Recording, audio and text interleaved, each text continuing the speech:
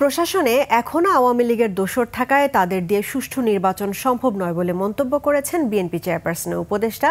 জয়নুল আবদিন ফারুক। এখনো সচিবালয়ে আওয়ামী লীগের প্রেতাত্মা, যে আওয়ামী লীগ সংবাদপত্র চিনে না, সাংবাদিক চিনে না, যে আওয়ামী লীগ সংবিধান মানে না, যে আওয়ামী লীগ নিজের পিতাকে জাতির পিতা ডিক্লেয়ার করে, যে আওয়ামী লীগ গণতন্ত্রে বিশ্বাস করে না, সেই আওয়ামী লীগের প্রেতাত্মারা কি করে প্রফেসর মোহাম্মদ ইউনূস, আপনি আমার লোক নয়, আপনি 18 কোটি মানুষের লোক। সেই 18 কোটি মানুষের অভিব্যক্তি হলো এক, যারা আপনার ঘোষিত ফেব্রুয়ারির নির্বাচনকে